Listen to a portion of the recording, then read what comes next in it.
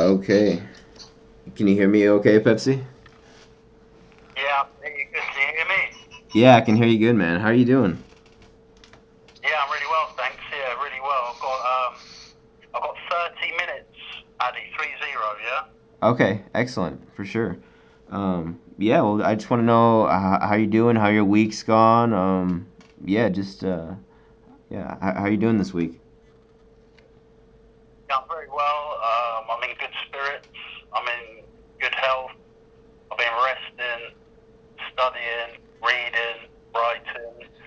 Um, I've been, there's, there's a bunch of IPPs on the unit, so I've just been getting to know them, listening to their stories, trying to help and support them in any way that I can. Um, I've been making some food, cooking some food, which is always nice to do. I've been I was inspired by our last chat, our last conversation when we were talking about Robert Greene and his book, The Laws of Human Nature. So I was kind of thinking about and reflecting a lot on some of the chapters, and so yeah, that's what I've been doing that this week, and I've been zipping through Malcolm X as well. I've nearly finished the Malcolm X. Oh wow, that's awesome, man. And so you got a kitchen on your wing? Now the governor shut all the kitchens down, so you just have to cook in your cell. You have to cook in your cell. You have to. There's ways where you can cook in your cell and put some rice and tuna together with some spices, and whip something up like that. Oh wow.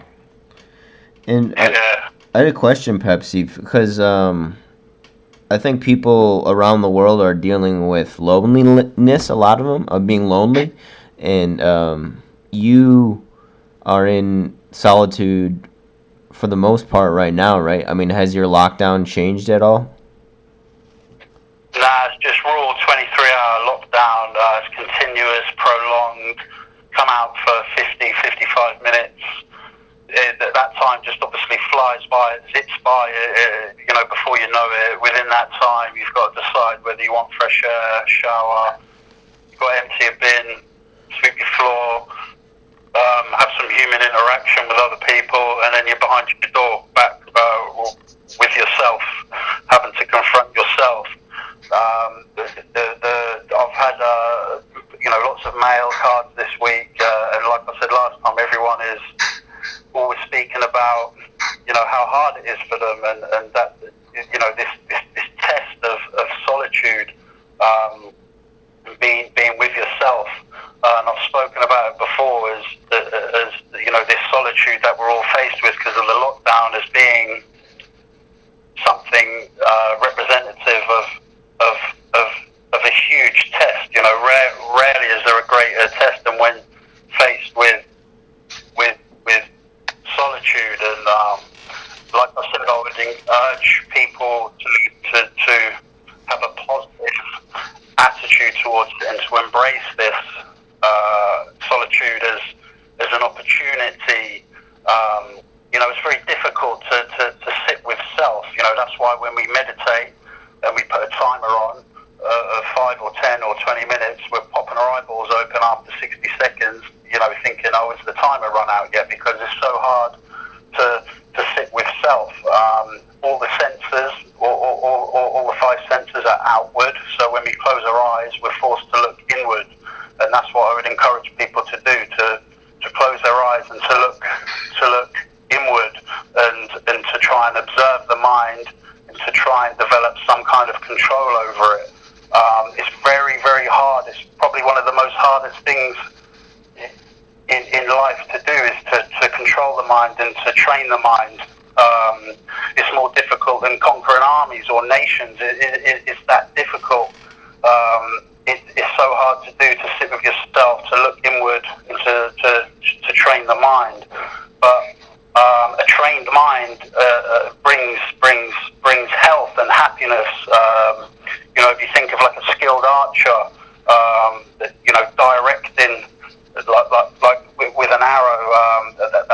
of the analogy I would use, because that's someone who's wise and who is skilled in controlling their mind can direct their thoughts, and one thought can create just amazing joy. Yeah, it's very subtle and elusive. So yeah, that's what I'd encourage people to do. Robert Greene. I mentioned Robert Greene, how how I was sort of reflecting on his teachings in this, this groundbreaking book, The Laws of Human Nature. So Greene talks about, in one of his chapters, a concept which he calls elevated perspective, Addy. He talks about elevated perspective. So what he's talking about is like a pinnacle in human intellect that humanity has not yet achieved, right? So he's talking about human nature, the way that we constantly are reacting to the present, yeah? So we without elevated perspective, so it could be anything. It could be a problem, a challenge. It could be winning an award, or someone coming into your life who you think's amazing, like a friend or a partner, and then later on down the line, because we don't have elevated perspective, we can't see into the future. That person then causes us, lifelong emotional damage, or this problem causes us a whole host of difficulties that we couldn't foresee at the time. Because the years teach us much, which the days do not, right? Time reveals reality. So he's encouraging us to tap into this pinnacle of human intelligence that he says that we haven't yet realized. So if you think of it as a mountain, walking up the mountain and looking down on your current reality, and the way that he explains that we can do this, the techniques is to just temporarily withdraw from situations that we constantly react to in the present, yeah, to revise our long-term goals, yeah. And most of the time, more often than not, the best course of action is to do nothing, and to just wait things out, and like he says, review our long-term goals. So it's like this stuff is so revolutionary, Addy. Like, I've never really kind of thought about it and reflected on it until we had our conversation, and I started thinking about this concept outlined in Robert Greene's book, and the ramifications of this concept of Greene's, in my opinion, is massive. The ramifications of humanity expediting this elevated perspective, this pinnacle of human intellect, this elevated perspective, like I said, I feel is massive. I would even go as far as to say it could threaten the very notion of, or the hypothesis of, all laws governing a deterministic universe, the laws of cause and effect, because if the human animal, the most sublime thinking animal, the most, the best of the best of all animals, can see into the future, because elevated perspective is seeing into the future, from the top of the mountain looking down. If this can be realized, then effect can be manipulated. Predetermination is then is compromised, right?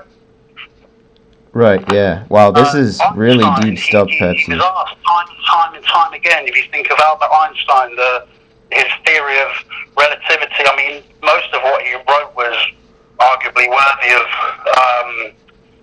Nobel Prizes. I mean, it was that incredible at the time, and still is. And most of the time when Albert Einstein was asked about the existence of God or a God, he would give a range of different answers, none of which would include either yes or no.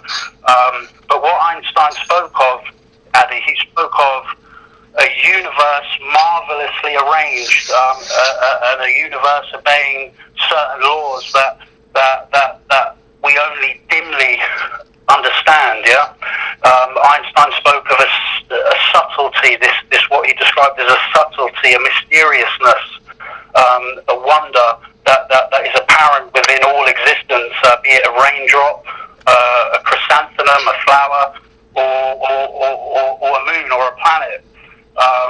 So realizing the elevated perspective spoken of by Green, this human mind, evolutionary intellect pinnacle, in my opinion, could lead us to tapping into this subtlety that Einstein talks about, this mysteriousness that Einstein was hinting at. It could be God, yeah?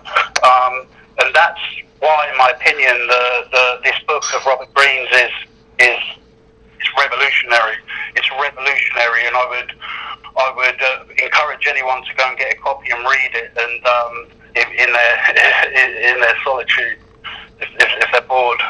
Yeah, that is some really, really deep stuff there, Pepsi. And that book is The Laws of Human Nature by Robert Greene, for those people that are just tuning in. But I just want to relay some hellos, Pepsi, because I'm actually doing this live. Judy, Quadrex, Phoebe are all tuned in. They send their love and their thoughts. They say hi. They're sending their support. Dolly as well. So yeah, they're all tuned in and send their love and support to you, Pepsi. Oh, that's fantastic. Yeah, that's completely reciprocated, and yeah, I'll send all my love and kind regards to them and for their continued support. Yeah, I'm touched and humble. Thank you. Pepsi, do you have a good way to explain your the way you read a book? Like, or how is there a good way to read a book, would you say? Or and likewise with writing too, they might be, or they probably are different answers, but how is your writing process developing as well? Yeah, they're good questions. I mean, I read in a manner which is very unorthodox.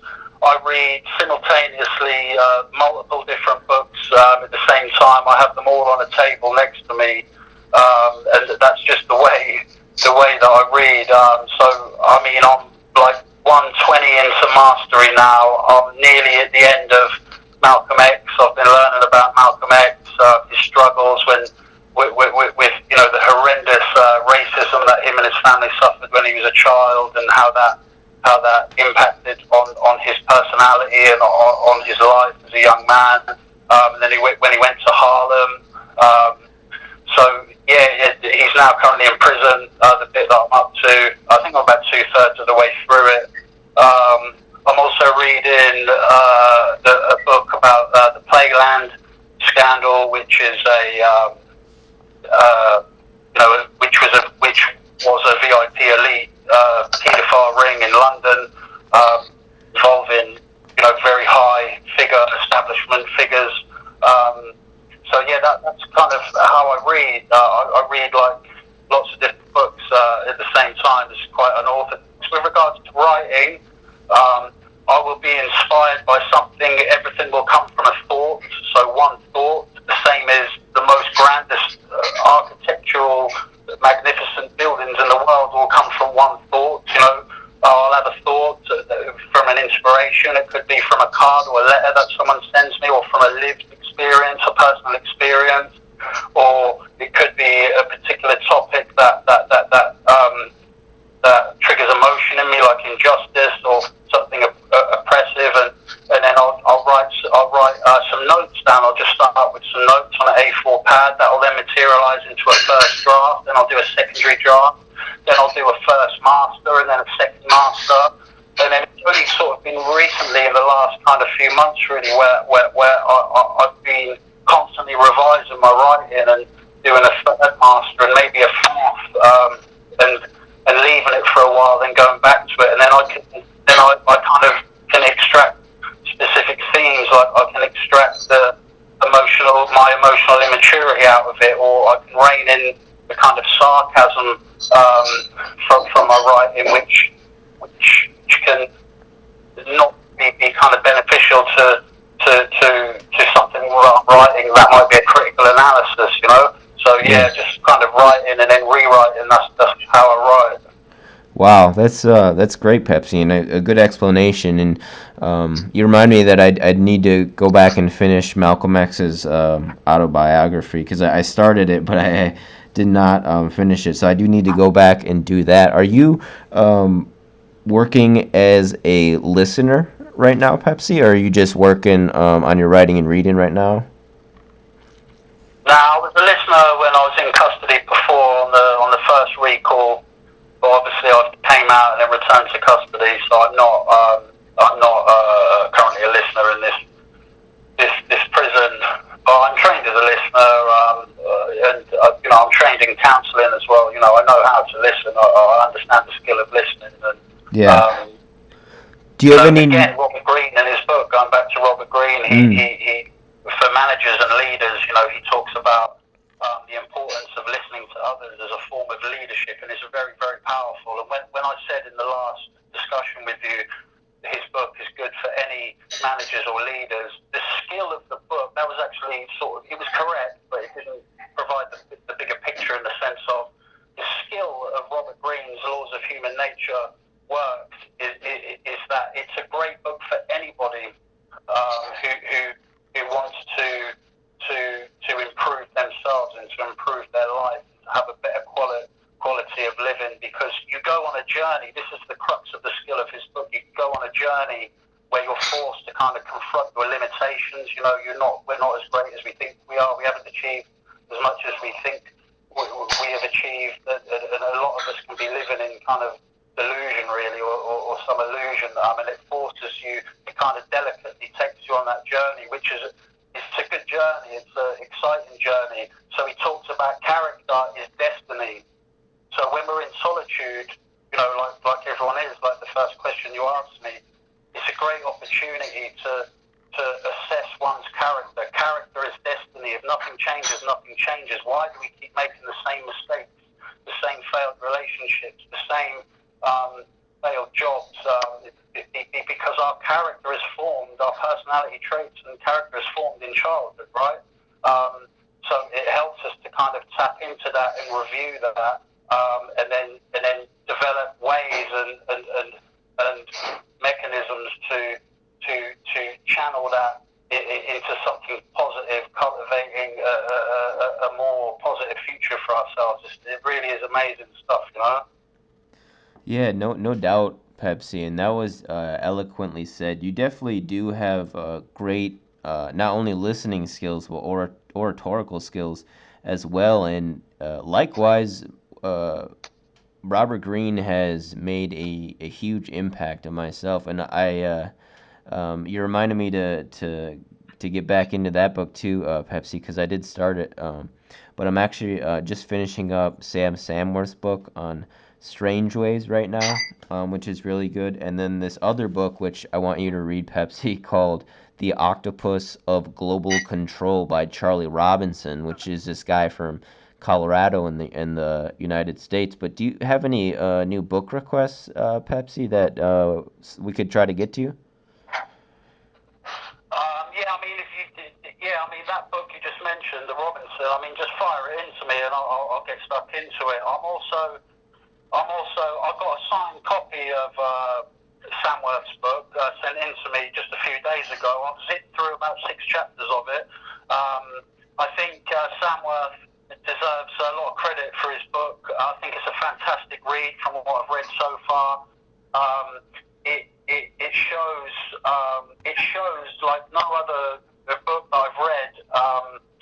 Just the sheer impact of on the health of prison officers that these toxic, damaging environments have on the workforce. A workforce of prison officers that have been neglected for years and years and years and years and underfunded and cut, right, left and centre austerity by successive governments where they've just neglected this, like I said before, this unsung hero workforce who are coming into these toxic, damaging environments. And then he also describes how he sort of indirectly describes staff culture within prison establishments and displays how as professionals professionals, we can become products and do become products of our environment. It's a phenomenal read, and government ministers should take note of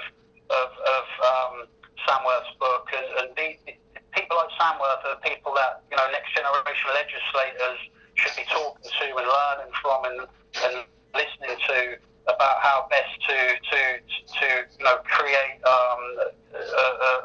a criminal justice and penal system that gives the taxpayer value for their pound. It's a really good read. Yes, I'll carry on reading that one as well. Wow, that's great, Pepsi. I did not know that. So shout out to the person who sent that to you, that signed copy from Sam. And I am also reading it, as I said, and finishing up. Yeah, it's quite a book, and I definitely recommend people check it out. And I agree, Pepsi. I do think that it has this potential, and it should be used in legislative change. It is that I think important of a book. But do you have any tips, Pepsi, for just going back a little bit to the meditation? Because I do think it's you get a lot of benefits from doing it, and it doesn't take that long. But especially the cumulative effect of it, I think, really is powerful. But do you have any tips for starting out meditating, and maybe you remember the struggles you had when you first started, or still do maybe? I mean, there's various different tips and techniques, that I can go through, but it's a very personal thing, Addy. Meditation is a very personal thing, and it's something that you really need to experience yourself, and you need to come and try it for yourselves. This is what the Eastern mystics would always kind of promote. But it's not a preaching thing. It's come and try it for yourselves. It's what. So I would kind of refrain from giving any specific tips. But I can share my lived experience. When I started it a few years ago, I would try and do it as soon as I woke up in the morning, because as soon as I wake up in the morning, and as soon as we wake up in the morning, that's when the chatter of 1,000 monkeys, that incessant chatter, that voice, that noise, the movie show in the mind, the false mind-made sense of self, the movie show non-stop, just goes on and on. That's when it starts. I've got to do this today, I've got to do that today, I've got to go here, there. So I would just try and get my feet on the floor as soon as possible. I'd set my timer, I'd shut my eyes, and I would just try and breathe and be still. And that's kind of how I did it. In terms of, that's how I started to get into it. In terms of what I would say is I would advocate the necessity, importance of the daily application of it, the consistency of the application. That is the key, the consistency of it, the practice of it, practicing it, and not trying to achieve or hoping to achieve anything from it, because as soon as we're trying to achieve something from it, the whole point of it is missed, right? If that kind of makes sense. In terms of how it benefited me, my lived experience, all fear leaves you, all anxiety leaves you, all depression leaves you. You stop wanting things. Your kind of need for and want an obsession for materialistic things leaves you. You feel strong. You feel powerful. You start to observe yourself think. You become a master of emotional control. And these are the benefits that I've realised from the consistent daily application and practice of meditation at times of my life when I've done it. Wow, that's great advice, Pepsi, and I'm in full agreement with you on the power of it. I noticed even with small things like myself, like stubbing your toe, the emotional negative reaction, I noticed in myself it was a lot less, and I would cool down a lot more quickly after I started meditating for a while. But we are at about 25 minutes here, Pepsi, so we're nearing the end of our call. Is there anything else you wanna say to the people who are listening, who are supporting you, or anything else that you wanted to mention as far as your writing or reading or future projects? Yeah, I've got some poetry. I'll read it out if you want. Yeah, please do, Pepsi. Right. So this artwork is called Pain is Art. Yeah. So this is an extract from some works that I've been writing ever since I was really cool. This is like number 6 or 7. I'm up to like number 10 now. So just briefly, I wrote this in Thameside, and then I've kind of added bits to it, but I wrote this when I was detained in Thameside, and I wrote it at a time when I was really battling with my mental health, and I was quite suffering quite a lot, and I was having really severe nightmares attributed to PTSD, very vivid nightmares, and the inspiration for this was kind of that experience coupled with the motivation and courage and hope that I was receiving at that time from all the cards and letters and poems and postcards that other people had sent me, Addy. So, I had them all over my wall, and I had all the cards up on my wall and the pictures and postcards and stuff that people had sent me. And I just started writing. That was kind of where the inspiration came from, like I was saying earlier. So, I'll read this out. Let me just catch my breath. This is called Pain is Art, yeah? Still there? Yeah, I'm listening, Pepsi. Go ahead, brother. Right. The red roses with glitter, the Bob Dylan song lyrics, the red and blue parrots and koala bears in Oz, the nature, your nurture, green and red lion kings, thank you, you are my queens and kings. I'd fight the power kangaroos on moons, planets covered by winds and blues, with their glows and dustless perfect lights, altruistic giving, no quarrels, no fights. Playful children in parks with kites, hedge fund dudes with guitars in Hong Kong playing a tune, Jupiter with its storm stripes and 4 of its 67 moons. Your love inspires me when low, cute puppies, sunflowers, a rainbow, a black and white pictured oak tree in Mitcham by a lawn. I'm blessed she was born at dawn, my mother Dawn. Such freedom this writing brings, thank you. You are my queens and kings. You inspire me, elevate me, uplift me. Rest assured they will never break me. In fact, the adversity made me, it's a fact. This adversity makes me. Repetition, this writing is habitual. Maybe I'll attend poetry clubs in the capital. Sport poppies with Manchester Ben and blue suits and Raymond Veals. Belgravia cigar clubs where bankers deal. French artists kick back in the company of silks and psychotherapists, sip whiskey, psychoanalyze psychotherapists, Arabian architects, actors, like sculptors create art. This pain is art. This is 2020 Noah's Ark art. This is class art, masterclass art, past the whiskey glass. Nominate cigars, pass by the bar, spark cigars under stars, chew fat in Chelsea, send for Uber cars toward West End bars. Shout out to the movement on foot or in cars. All prison staff from my past are welcome for a king's feast at the Mandarin Oriental, London, Hyde Park. I've been punished, I've paid my dues. Shout out Rikers Island, the boys in Harlem and the crews. The biggest risk I pose is fluffing my lines on Sky News.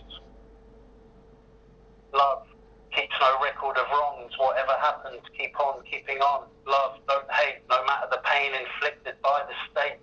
London Bridge attackers are not born to hate. Whatever happens, keep on keeping on until the storm's past, the darkness gone. Love brings light, your love brings light, inspires the fight, ignites the fight, fuels the fight, expands the fight, unified. From 1 million yards, the postcards, poems, the photos, the cards. People say I'll mail you. Chicago, Canada, Wisconsin, Australia. The movement grows, the fight broadens, inspiring a policeman at crime scene cordons. Mental health, your pain brings me sadness. Kids swing from ropes in the woods, but light in the darkness. That is the meaning of hope. All it ever seems is steep uphill. Drink, smoke, take pills, numb the pain. No, feel the pain, embrace the pain. Pain is growth, pain is cleansing. That's where the treasure is. Be brave with the courage of 1,000 soldiers. That's where the treasure is. The measure of a man or woman is the capacity of which we can love by recognising ourselves in others despite everything. Shout out to the jailers, I smile, laugh with, high five the jailers. Smooth seas, never have, never did, make skillful sailors.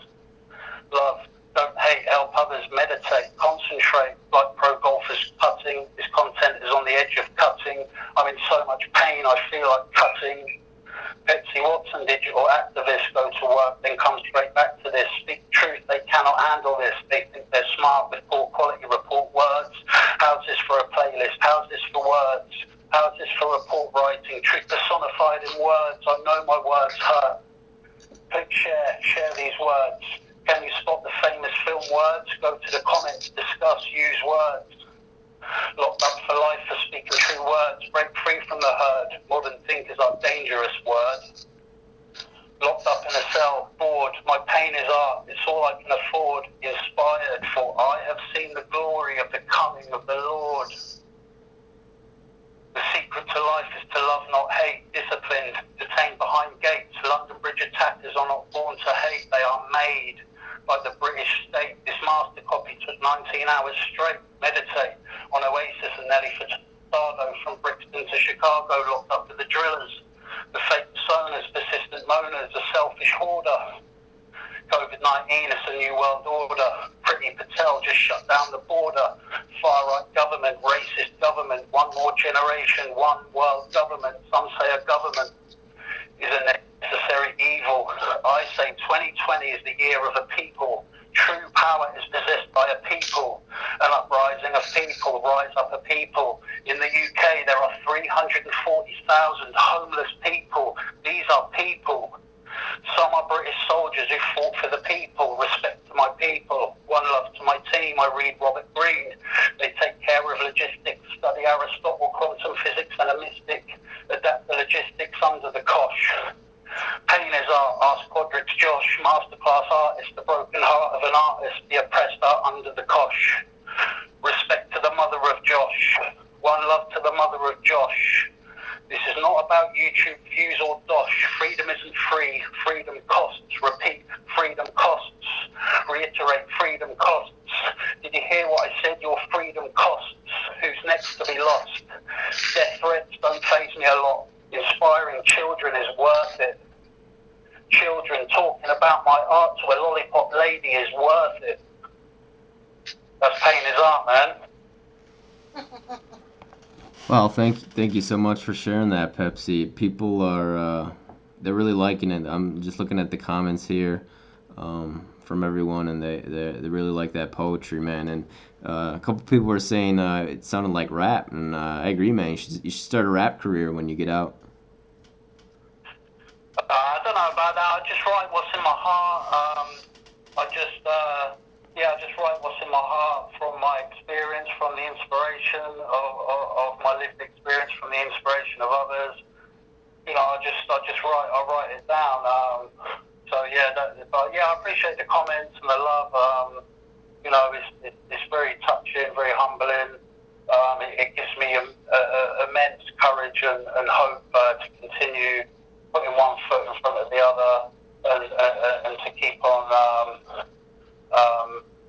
doing everything I can with the limited resources available to me despite the adversity and the extremity of my situation, to just still to try and shine and flourish and excel, you know?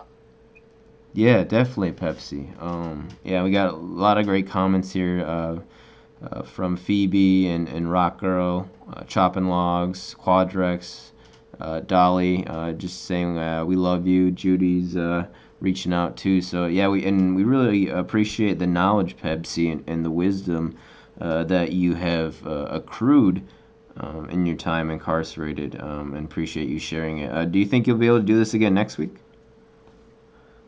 Yeah, we can go again. Yeah, no worries, man. We'll sort it out. 6 o'clock on next Saturday. Yeah.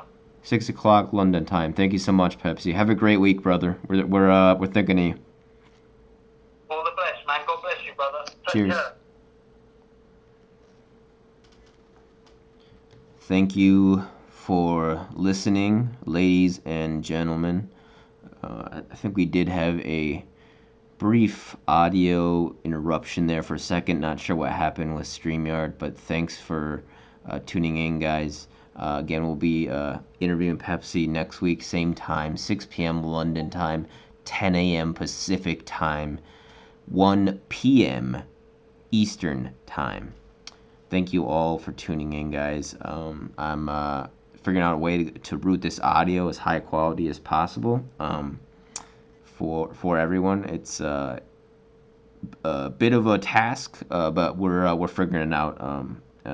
His family's been really helpful. His mom. So yeah, we're just trying to route that audio high quality so people can hear Pepsi. But later today, I'm interviewing Richard Gage from the Architects of 9/11 organization. He's the founder. So if people want to check that out, it'll be later tonight, around 4 or 5 Pacific time. So a little later, like 7 or 8 Eastern time, if people want to check that out. I got a lot more interviews coming up soon as well. Got an interview with a sexologist, a woman who studies sex and intersexual relationships, and a couple more authors as well. I'm really excited for. Got Nick Bryant on, the trailblazer in the Epstein case. So I'm really excited for that. We actually were supposed to talk yesterday, but something came up, so we're going to talk tomorrow instead. Thank you. Thanks for tuning in, guys. I really appreciate that.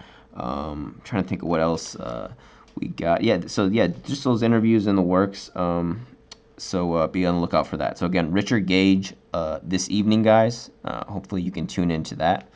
Thanks for tuning in. This has been Pepsi Watson live from prison.